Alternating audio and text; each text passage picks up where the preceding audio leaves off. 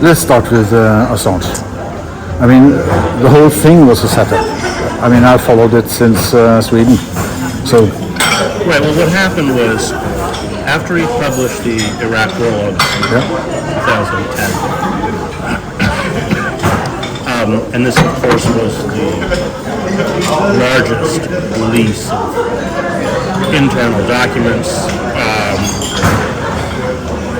not only about what was happening in Iraq, which most Americans had very little information about, but of any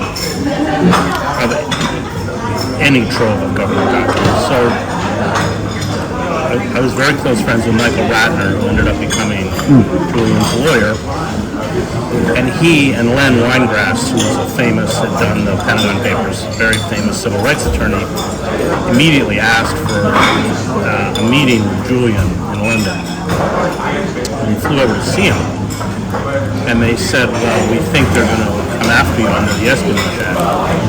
And Julian said, come after me for what? And of course, both Len and Michael were right. So the campaign began from the start. It was a classic campaign, and people forget that they did this to Ellsberg as well. That had three phases. The first phase was to discredit him as, in his case, a publisher. And people, the difference between Ellsberg and Julian is that Ellsberg actually took the documents, and Ellsberg worked, had security clearance, and violated that agreement that he had made with the government in order to release the documents. Julian never worked for the U.S. government. He functioned classically as a publisher, in the same way the New York Times was a publisher of the Pentagon Papers. So the first thing was to discredit him as a journalist. The second was to isolate him from, he had broad support, of course, to isolate him through character assassination. And this was done largely with the complicity of the Swedish government on the so-called rape charges. He was never charged with rape, of course, but that became the way to smear him. And then the third was to, once his work had been attacked and discredited, once he had been isolated, then he would be arrested. He barely escaped arrest by fleeing to the Ecuadorian embassy in London, where he spent 7 years. And where I used to visit him, I used to travel with Michael to London, and that's how I got to know Julian. And that has really had a tremendous, unfortunately, a tremendous effect, both not only within the journalistic community, but within populations at large. And there's a very fine book Niels Melzer wrote on it. Niels speaks Swedish, so and he's a lawyer, and he just imploded, especially the way Sweden was complicit in this. And now we are on the cusp of seeing him potentially extradited. I don't know what to make of the report that he might be sent to Australia. It's very hard to tell whether that is just a ruse, or feint, or whether there's something behind it. I don't know. My feeling is the CIA, because of the release of the information known as Vault 7, where he exposed, or WikiLeaks exposed, the hacking tools that are used by the CIA into our smartphones, our cars, our televisions, everything.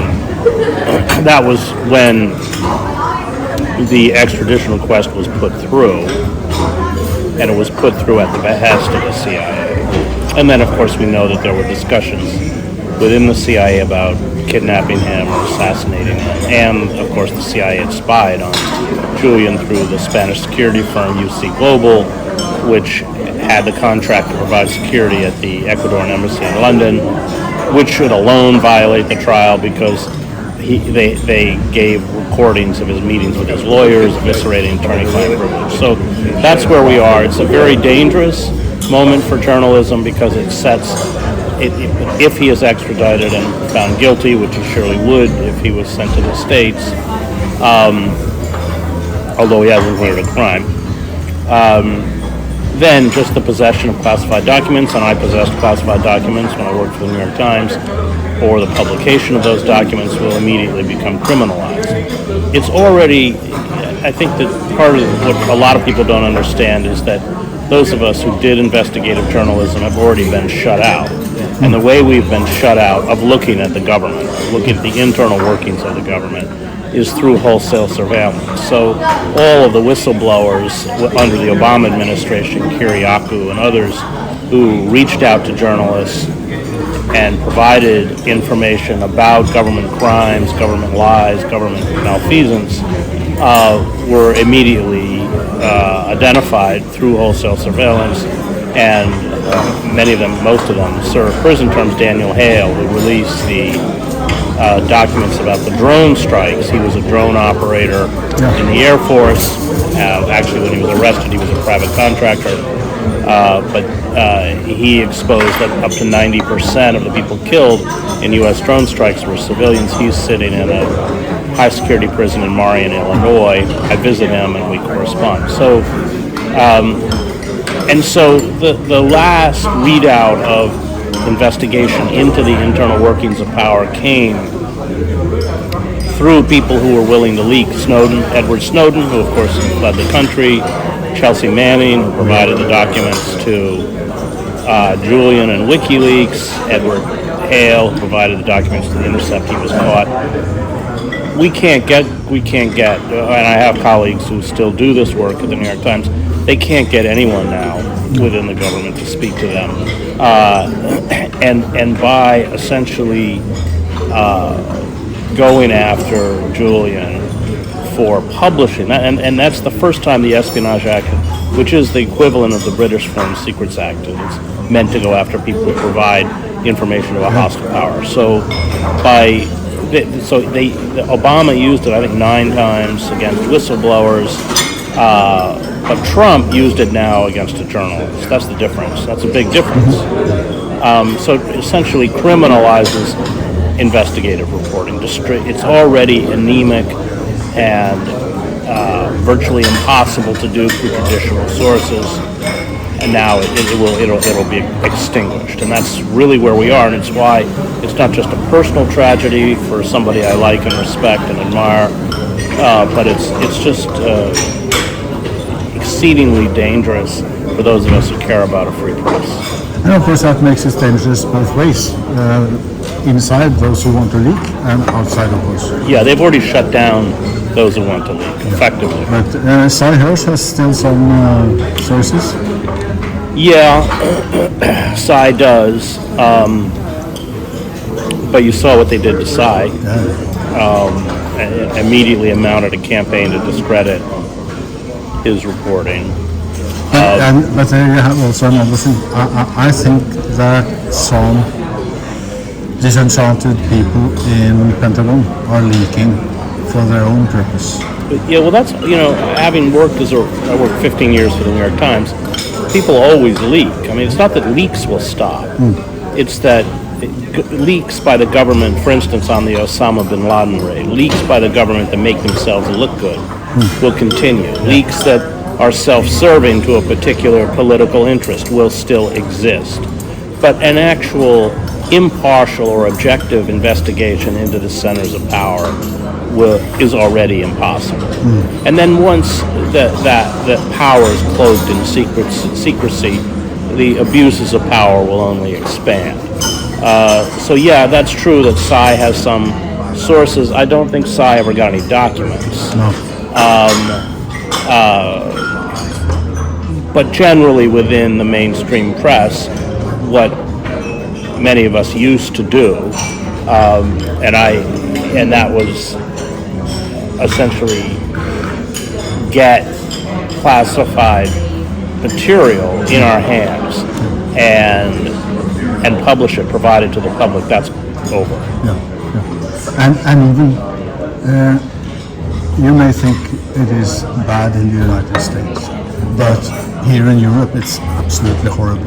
I don't know Europe. I know the UK, and it's worse. I would say it's even worse in the UK than it is in the United States. Absolutely. And I mean, all the liberal papers that used to at least carry some journalism, they are now totally embedded in this military-industrial complex. You won't find anything of interest. Well, that's true in the United States. And now I don't know Europe. I can't speak to Europe, but in the United States, the war machine has become a state within a state. We don't even audit it. It's so big, it can't be audited. It gets the last military budget. It got $40 billion more than it even requested. I mean, it's insane. And the defense contractors essentially control the public narrative because for a while, General Dynamics used to own MSNBC. They sold it, but I mean, they have such commercial clout. I mean, all of the pundits, all of the commentators on commercial television are drawn from the military and intelligence community, and you can't challenge them because the press has become so anemic, especially print, but also the airwaves, so their revenues have fallen. This is especially true in newspapers. So they become they become not only far more cautious, but far more obsequious to power, both commercial power and governmental power, because they're terrified of losing their advertising revenue. And so they've contracted. Now, the New York Times, which always was an elite institution, and always, I used to say the real motto of the New York Times is, do not significantly alienate those we depend on for money and for access. And as a reporter, you didn't want that access cut off. I was overseas, so I didn't play this game, but within the Washington Bureau, for instance, if you had your access cut off, then you couldn't function as a journalist. But were you really a journalist or were you a propagandist is the question. I would argue they were propagandists largely for centers of power. So, but it used to be that you could occasionally challenge power.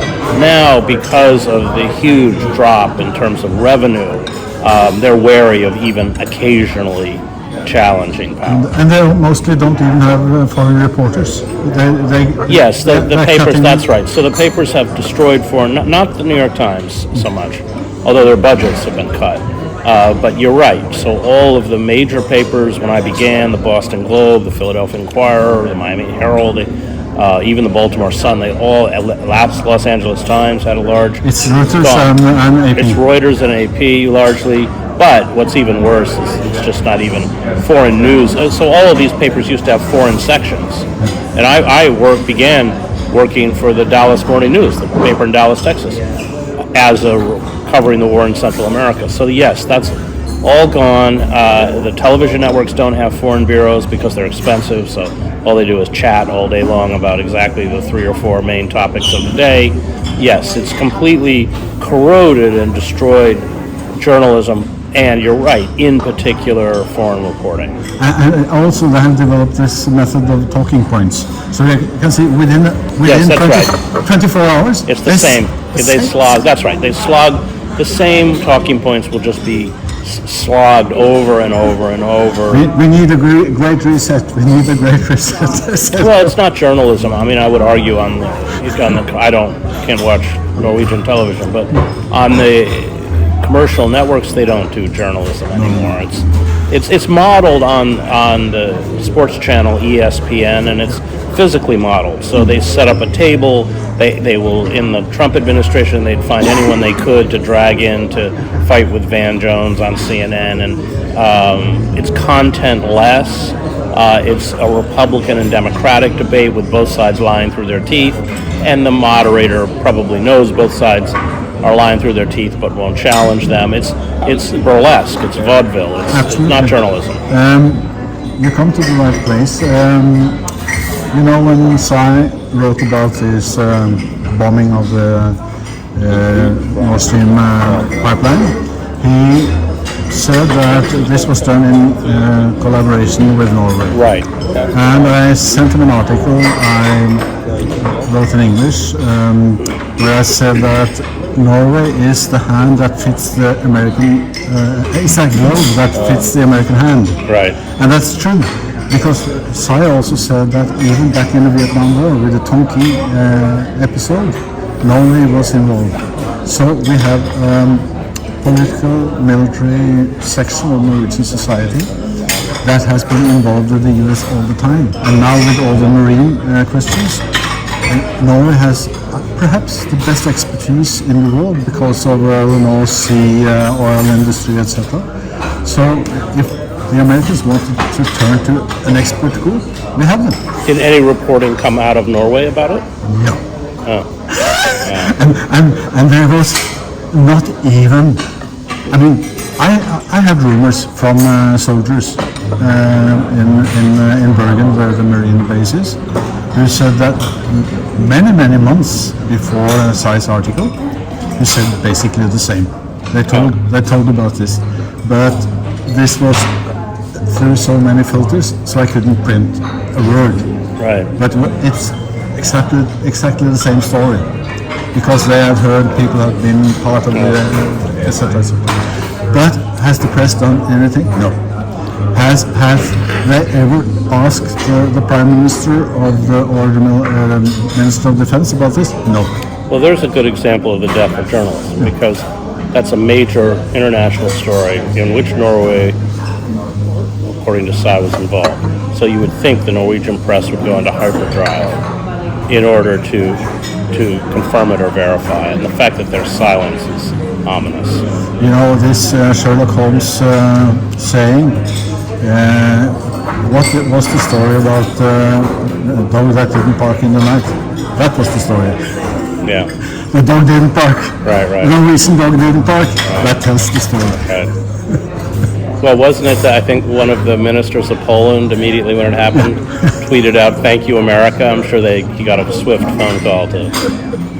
Who's married to Anne Applebaum. Yeah, sure. And here we have this very integrated system. I mean, you have the oil industry that basically finances everything, the political parties, the press, etc. Okay, well that's very much like the United States. Yeah. So you have, it's not just the oil industry, but the war industry, the big pharmaceuticals. And the U.S. political system has been completely destroyed. So there's people forget that there's no real difference in the American political system, although we have two parties on all of the major issues. Whether that's defense, I mean, they just fall all over each other to give even more money, as I mentioned, to the defense industry. Whether that's the oil industry, whether, that's we have this horrible for-profit healthcare system, so pharmaceutical, there's no difference. Trade policies, wholesale surveillance, there's no difference. The difference has come now with a dysfunctional system that, as in all dysfunctional systems, has vomited up a demagogue like Trump. So Trump has taken over the Republican Party, and the establishment Republican Party has now become part of the establishment Democratic Party. So Liz Cheney, Mitt Romney, all these figures have essentially become Democrats. So it's one ruling establishment party against an insurgent, proto-fascist, right-wing demagogue. And we're about to see a repeat of the last election, which nobody wants, of Biden and Trump. And I think it's highly likely that Trump will win. The policy of the establishment ruling party, which is to destroy all third-party competitors, that would be primarily Kennedy and Cornel West, who's a close friend of mine. Not that Cornel will poll significantly. I would assume, like most Green Party candidates, he will poll in the single digits.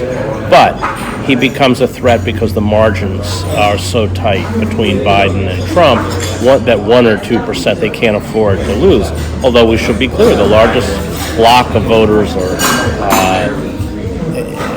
I don't know if it's the largest, but we have 80 to 100 million eligible voters in the United States don't even vote. No. And I understand why, because for them, not much changes. So the system, we've undergone what John Ralston calls a corporate coup d'etat in slow motion. It's over. They've won.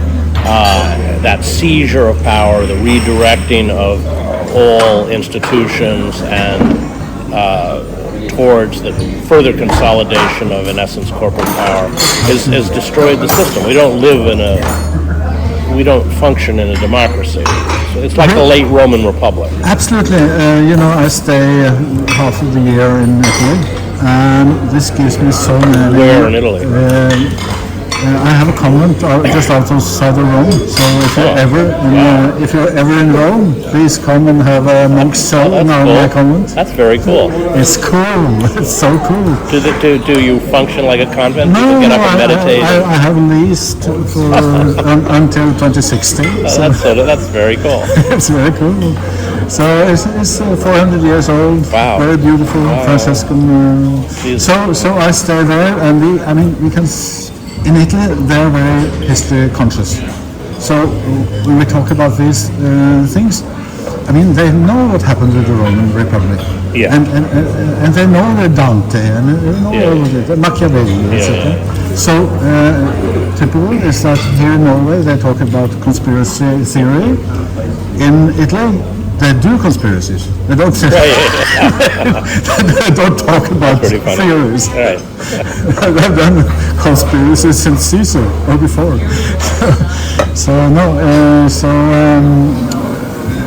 And also in Italy, of course, the Communist Party was destroyed, and it's courtesy of the CIA. Yeah, of course. Yeah, of course, completely destroyed. Also true in Greece. Also true in France. Absolutely. So, and I'm not a communist, but this is the culmination of a long assault. And I think that after they destroyed the left, this was true in the United States. The left was destroyed. It only had a resurgence with the Depression in the 1930s, but immediately after World War II, with Joe McCarthy and the Red Scare. But what the fatal error on the part of the ruling elites is that after they destroyed the left, they destroyed the liberal class, the traditional liberal class. And so those people, like Barack Obama and others who identify as liberals, are not politically liberal. They may be liberal on social or cultural issues, but they're not politically liberal. And Noam Chomsky makes this point correctly, that the role of a liberal class in a capitalist democracy is that it functions as a safety valve, so that when there are egregious excesses or abuses of power, they're not allowed to question the superstructure of power itself. They're not allowed to question the virtues of the rulers, but they can question the excesses. And according to Chomsky, I think, and he's right, that was a kind of safety valve that prevented power from becoming completely despotic. And the destruction, so you destroyed the left, which was always a counterweight to the far right and the capitalist class and everything. You destroyed the left, destroyed the unions. Only 11% of the American workforce are unionized. I think 6% are public employees, like the railroad workers, who actually don't have the right to strike. And Biden essentially shut down their ability to strike through the Railroad Act.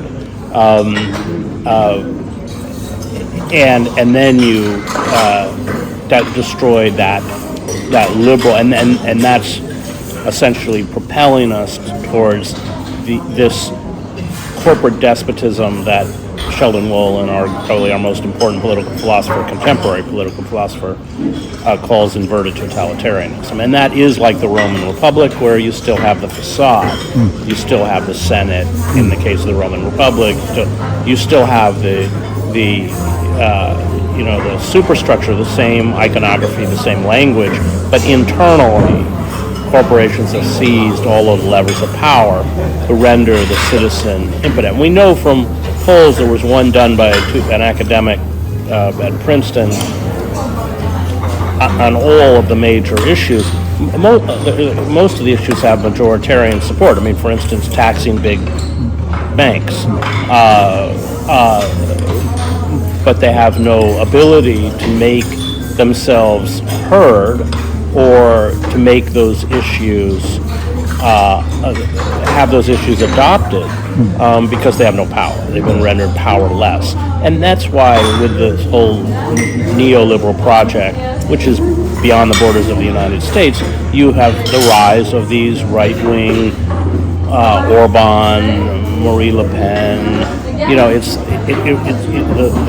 the political deformities are caused by the same seizure of power. In essence, most countries don't have control over their own economy. In essence, it's been seized from them.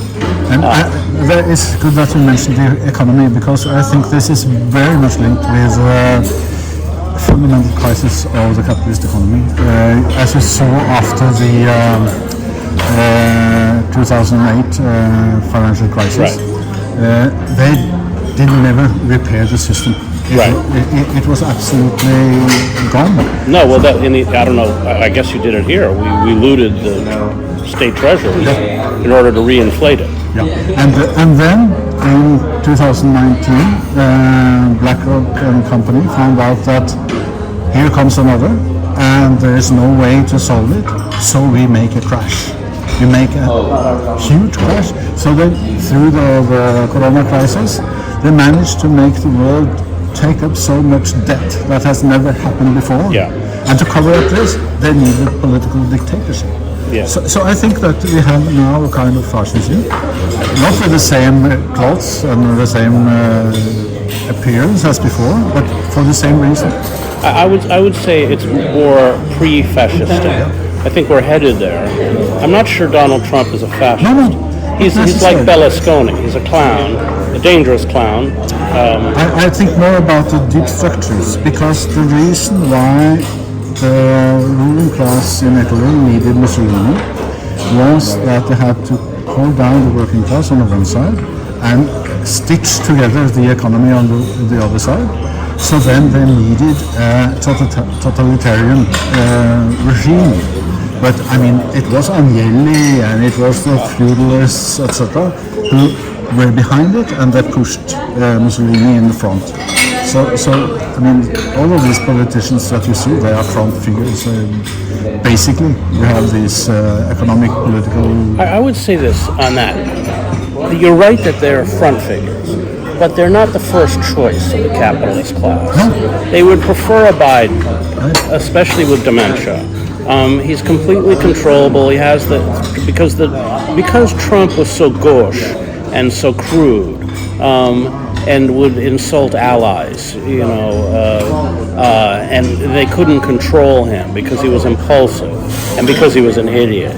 The capitalist class, they worked very hard to put a figure like Biden in power. So they would prefer that. But and we saw it with Bernie Sanders, who was fairly moderate politically on the European scene. We have to be clear, the Democratic Party in Europe would be a far-right party. It's a party of war. So they really went after Sanders and destroyed him. But what was interesting is that the major donors of the Democratic Party, Lloyd Blankfein, the former CEO of Goldman Sachs, they all said that if Sanders was the nominee, which was never going to happen, they would all vote for Trump. So I think what you see is the ruling corporate elites would prefer to have an Obama. Obama was perfect for them, and he was just a godsend to them. So they would prefer to have a figure like Obama, who did their bidding but was a brand, an effective brand, especially because he wasn't white. But given a choice between any type of reform, however moderate, and a figure like Trump, they will go with Trump. And that's, of course, precisely what happened in Weimar. And so I think that I think if Trump is reelected, which I think is possible, and I think the Democrats are going to try and put him in jail. That's this desperate effort. The Trump administration will be very different than the first, because it will all be about vengeance. The tactics that they have used against him, however justified, he will then use writ large. He won't come after the left like me, or not at first. he will go after the mainstream Democratic establishment. I mean, people like me will be next, but his main enemy will be the Pelosi's and the Schumers and those figures. The court system will be destroyed. The press, which is very partisan, and I have no problem criticizing Trump, but it's the lie of omission.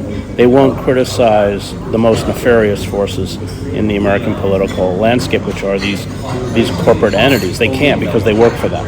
And so that's why the credibility of the press in the United States is, I think it's below 10% or 11%. I mean, it's just zero, virtually, because they function as courtiers to power, to establishment power. And nobody wants establishment power anymore, because the lies that the Clintons and the Bushes and Obamas told to the American working class were far more destructive than any lie ever told by Trump. Now, of course, Trump lies like he breathes, but so does Hillary Clinton, so does Bill Clinton, so does Barack Obama. And those lies have been, especially after NAFTA, have been devastating. So I think we stand, and you're right to single out the economy, because I covered the war in Yugoslavia. So what was it that precipitated the war in Yugoslavia? It was the meltdown of the Yugoslav economy when Tito had taken massive loans because he was a buffer state. The West knew he could never repay those loans. Then they called them in after Tito died in the late 80s. That he couldn't pay them. State factories closed. Massive unemployment. And you had an ineffectual liberal center out of Belgrade, and then you saw the rise of these ethnic nationalists, proto-fascists, Radovan Karadzic, Franjo Tuđman, etc. And so I think we stand on the cusp of a very dangerous moment, and I think you're not wrong to use the word fascist. But I don't think we're there yet. I think we're moving very swiftly towards it. First, I think about it in a more economic sense. The incorporation of the state, capital, and all the institutions. Before you can say, the open fascist power. If you read the program of the fascist party from 22 or something, it's obvious that they are working for this. But if you see their practice 5 years later, you have the terrorist side of their Well, if you go back to Weimar, the capitalist class didn't like the Nazis. They thought they were all buffoons, which they were. They just happened to be very dangerous buffoons, like Trump. So I think that, in a way, I went to all these fancy schools, so I know a lot of these people. I don't think they have any real political sense of where they're going. I think they have a very keen sense in terms of the consolidation and expansion of profit. That's where all of their focus is. And they tend to focus in, quarterly or intervals. I think they're actually kind of clueless as to what they're doing and where they're going. Because remember, the oligarchic elite, the figures are like Musk or Bezos. These people, they're worth, $180 billion. We've never seen that kind of concentration of wealth in the United States. You'd have to go back to the age of the robber barons, and then I'm not even sure. So they don't actually live in the real world. A writer for New Yorker said they live in a country called Richistan. They don't fly commercial planes. They exist totally outside. But they have complete power. So they're disconnected from... They don't even use fiat money. Yeah. So they're not... On the one hand, they're exceedingly dangerous because they're not in any way grounded in the real world. And yet, they have almost total political control. How do you see the disaster of the Ukraine war in this perspective? Well, I covered proxy wars. I spent 20 years on it. Everywhere from the Congo to El Salvador. It's a proxy war, and it serves the interests of the very cynical interests of the United States. What are those interests? isolate Putin, especially from Europe, which they've succeeded in doing, especially from Germany, because we don't want them to buy cheap Russian natural gas. They're destroying Germany. Yeah, destroying Germany. We don't care. What do we care? I mean, German businesses are going under right and left. Well, that's Germany's problem. And then degrade the Russian military. And so there was just an article in the New York Times this morning that the estimate casualties for Russian and Ukrainian dead soldiers is 500,000. Well, they'll destroy all of Ukraine, just like they did in Afghanistan, and walk away. I mean, it's really, really cynical. And what's so pathetic is if you go to the United States, less so now because the war is not going too well for the Ukrainians, predictably. I mean, they can't win a war of attrition. It's impossible. The Russian military, also this idea that the Russian military is a threat to Eastern or Central Europe has been exposed as farcical. They can't even get into Kyiv. I mean,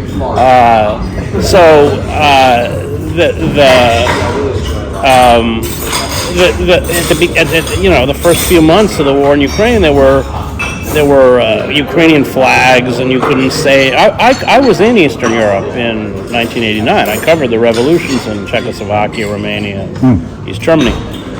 So I was there when, first of all, Germany would have never been reunited without the acquiescence of Moscow. Well, Moscow wanted something, and Gorbachev wanted something. What did he want? He did not want NATO expanded. Hans-Dietrich Genscher, the West German foreign minister, James Baker, Secretary of State, they agreed. We will not expand NATO beyond the borders of a unified Germany. That was a clear promise. I was there. I didn't make it up. And then, of course, it was immediately violated for two reasons. One, with the collapse of the Soviet Union, the American hubris, where we rule the world, a unipolar world. We can do anything we want. Screw Moscow. They can't do anything. So that was one. And number two, there were billions upon billions of dollars to be made by reconverting militaries in the former Warsaw Pact to make them compatible with NATO. I mean, I was in Poland a couple years ago, and there were Raytheon billboards all over the place, Raytheon working with the Polish people. And a lot of these countries have to take out loans to do this. It makes it even better. So and we knew, I mean, there was a WikiLeaks released a cable authored by William Burns, who is now the head of the CIA, who was the ambassador to Russia, who said Ukraine, it doesn't matter where you are in the political spectrum in Russia, incorporating Ukraine into NATO has crossed a red line for people within Russia. And there's historical trauma, twice in the 20th century, both in World War I and World War II. They were invaded through Ukraine. And then, of course, in the previous century, Napoleon. So there is that historical trauma. The United States would have reacted in a very similar fashion if in Mexico or Canada this was done. And, of course, now we're sending the U.S. Navy to up and down the South China Sea to bait and provoke China. But it goes back to that thing of, do they know where they're going? I don't think that the military,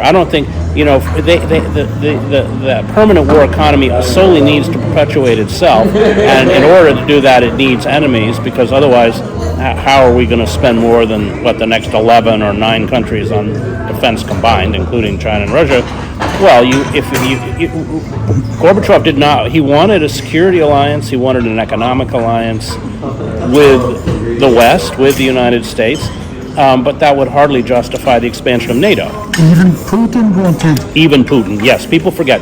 Yeltsin wanted it when he was sober, which wasn't much, and then Putin at the beginning wanted it. So, in the war on terror, Putin was a close ally in terms of providing bases. Well, it wasn't going to work. You can't frighten countries in Eastern and Central Europe who have historical trauma. Let's be clear. Russia and the Soviet Union is real. But you can't frighten them into joining NATO unless you turn Putin in. And that's the tragedy, that the Russian leadership did not want to be antagonistic. They wanted to be integrated.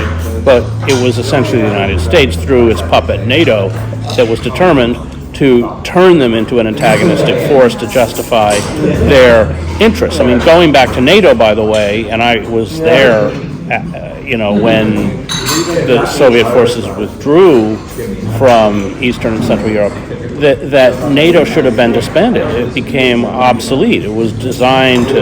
It had no raison d'être? Yeah, it didn't. And the whole fiction of NATO is a defensive organization. Well, I used to say, why don't you go to Iraq and ask an Iraqi if they think NATO or Libya or if it's a defensive organization.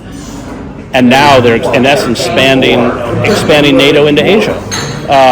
So these people are, and going back to how empires fall. And this is Toynbee, the historian Arnold Toynbee, is that essentially you have unchecked, out-of-control militarism. That was true in the Roman Republic. That was true at the end of the Athenian Empire. That was true under pre-World War I Germany. That's why Karl Liebknecht called the German military the enemy from within. He was completely correct. And that's what we have. We have the enemy from within. And I spent a lot of time with the military.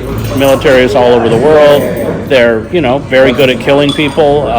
They really don't understand much else. And again, it's like this rapacious, uber-rich oligarchic elite. They see the world through the very narrow prism of their own self-interest, and are not. I really don't think that they are fully aware of the consequences of. We are flirting. By going after China and Russia, you are flirting with nuclear confrontation, and also that a conflict with China would destroy the U.S. economy. It's kind of completely self-defeating. But challenging Russia broke the mantra of the Cold War, which is that you make sure that Beijing and Moscow are antagonistic.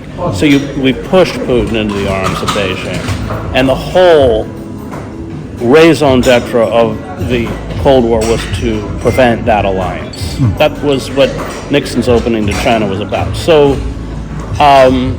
it's we're kind of living in a world run by idiots, and they're very, very dangerous idiots. Absolutely, and we have this juggernaut that is just it has its course and it doesn't stop.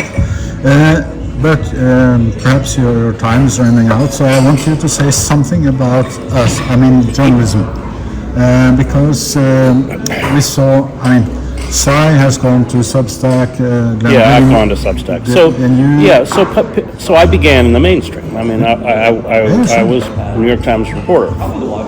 And then even after I left the Times over the Iraq War, because I was the Middle East bureau chief for the New York Times, I denounced publicly the calls by the Bush administration to invade Iraq. For anybody who came out of the Middle East understood, all of the Arabists understood, including in the State Department, the CIA, everybody, all of us. So, but I would say I was still on the mainstream. I wasn't with the New York Times. I was writing books. They did very well. Several New York Times bestsellers. I would still be part of the mainstream. But that has changed now completely. The deterioration of the press landscape has pushed critics of the system, whether they're from the left or the right, completely to the margins. I had a show on RT.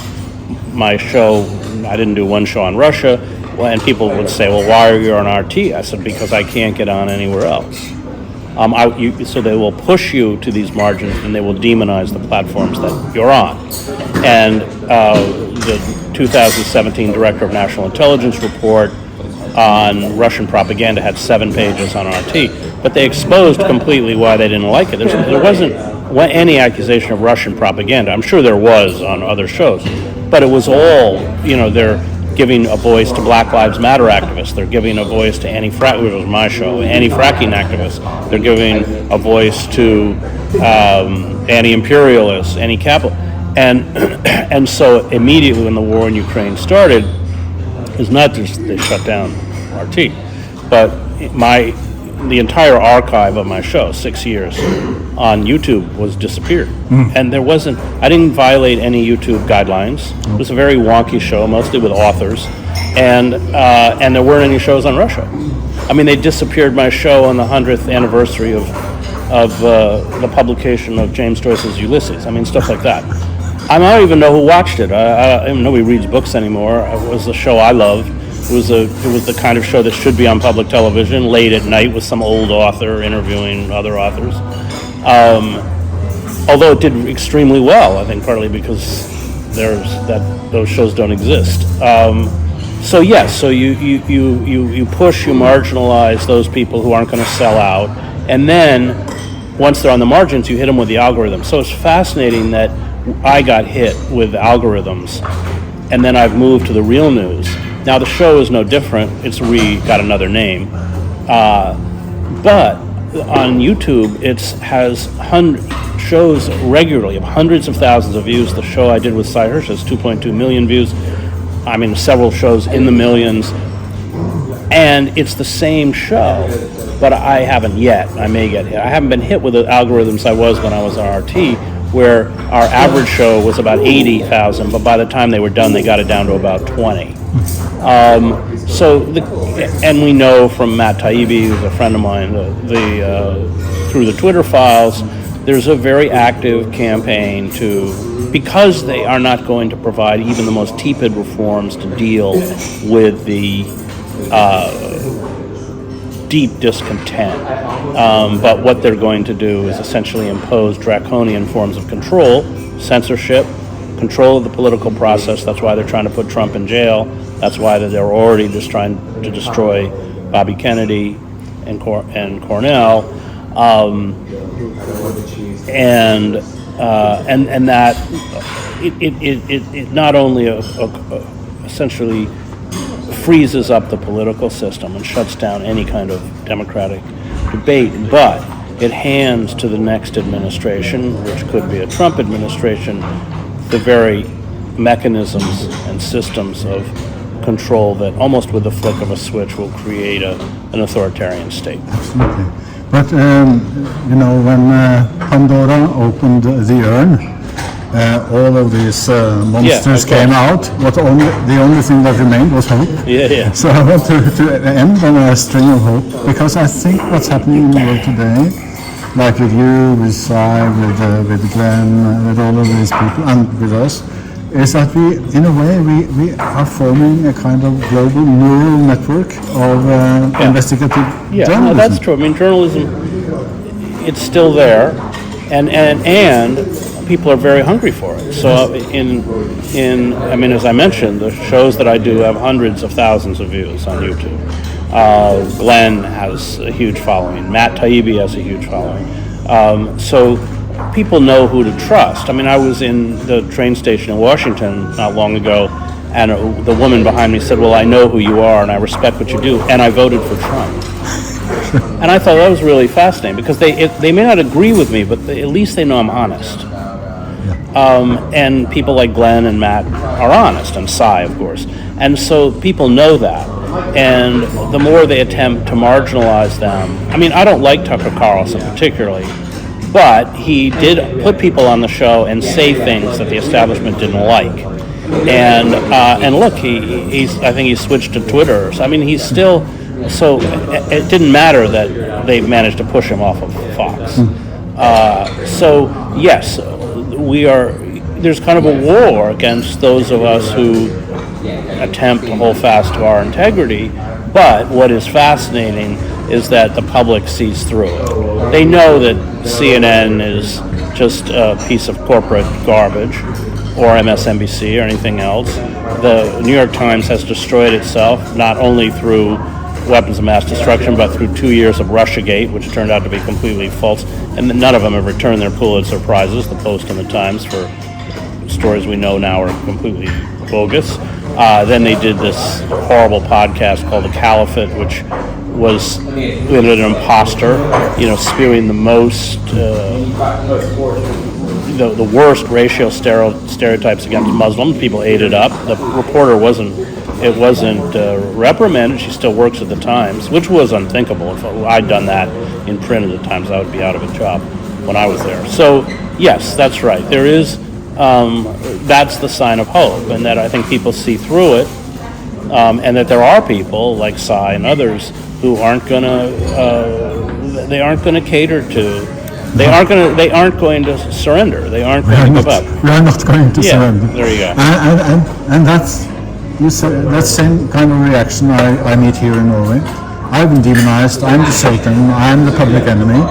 And I meet people on the street who don't know me. and give me a hug and say thank you. No, I have that, and that's right, because these pseudo journalists, they're slick, but they're not fooling anyone anymore. I don't think. Lovely.